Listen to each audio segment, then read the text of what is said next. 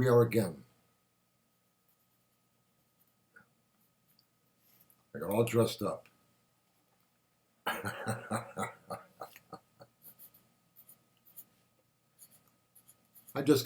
made this diagram here of my Celtic Cross.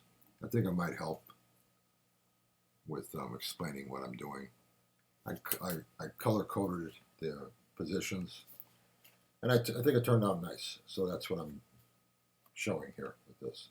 How I do a Celtic Cross, and explaining the different positions. That's also in my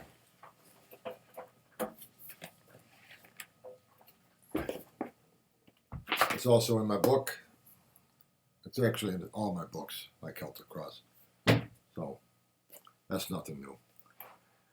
In this particular diagram that I created, I have I'm using my mat as a background for the cards. If you get my mat, you won't get the cards are not placed on there. You'll see that when you see the mat. If you go to tarotmaps.com, you can get it there. But I thought I would use that anyway. So anyway, this is my Celtic Cross. I also want to mention this Tuesday, the 9th, is our Tarot Zoom gathering. If you want to come on by, 12 o'clock Chicago time, Tuesday. That's 1 o'clock New York, 10 o'clock a.m. LA, 6 o'clock p.m. London. All are welcome. Come on by, say hi, and just have a good time talking about tarot cards. There'll be a link down below. You get it from tarotmaps.com, go to Tarot Gatherings, and just click right on the link and come right in. It's pretty loose, so it's no big deal.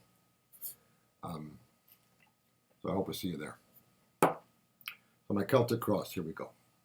This is my Celtic Cross. I've color-coded it so it makes it a little easier to see. And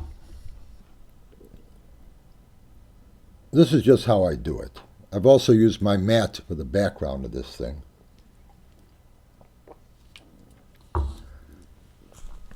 Just for fun. But anyway, with my Celtic Cross, I like to go over what, why, how, and when. And really what this ends up being is a series of 3-card spreads. I look at positions 1 and 2 and 7 as what are we really looking into? What is the question involved we're looking into?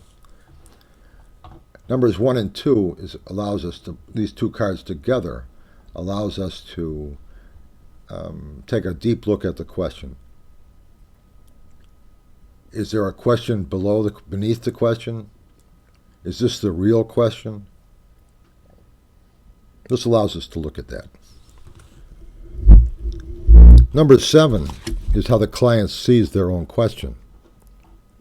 Are they seeing this question correctly? Are they seeing things for really what it is? So if this card 7 here conflicts with these 2 cards, it might show us that maybe the client isn't seeing things clearly on this. And maybe we can direct them in a different way on this. So it's nice to be able to have this synchronized here, this working together. What is the real question, and is the client seeing it really correctly? With 7. What are we looking into? Numbers 3, 4, and 9, I call why. Numbers 3 is what we're going through right now, the actions we're taking right now to try to achieve this goal. What are the immediate goals we want to try to achieve? The first things first. What are we trying to get done? And 9 is the purpose. What is the real purpose of what you're doing here? What's the big picture? Is these efforts you're making and these immediate goals you're trying to achieve going to accomplish number 9? Or is there some other things you should be doing here? Is there some other efforts you should be taking? Some other different direction goals you should be taking and looking into trying to accomplish to achieve number 9? Why? why are we doing the things we're doing, is what I see as 3, 4, and 9. Next, we look into how. How are we going to accomplish this goal? And that is 5, 6, and 10. 5 is an asset the client has going for them that they need to realize, something that'll help them accomplish what they're trying to accomplish. We need to point this out to them. It'll help them on their journey of what they're trying to accomplish. Number 6 is an opportunity coming in the near future that they need to keep an eye out for. Lots of times, number 5, their asset will help them when this opportunity comes in number 6. Sometimes this asset, if it's used, will create the opportunity of number 6 as well. Number 10 is fine-tuning the details as we come to a finish on this goal. Finer details to look for that will help us and that maybe block us too. So these are things we need to be able to keep an eye out for, good and bad. That will help us with our final outcome of what we're trying to accomplish.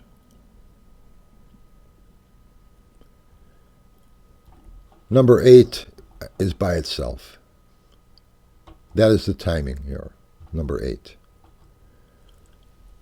When do we act? Do we wait now? Do we act now before opportunities are lost, or do we wait for a more opportune time to go along with these things? Lots of times, number 8 depends on us finding this opportunity before we act.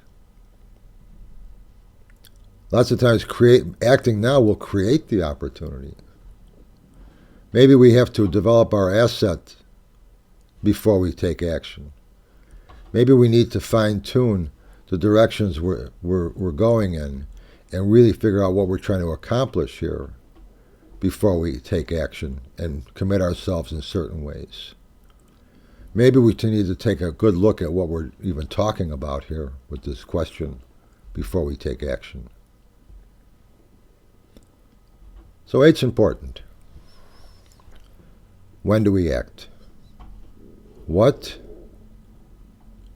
Why? How? And when?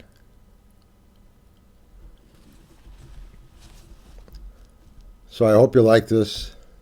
Keep throwing cards, and we'll talk soon.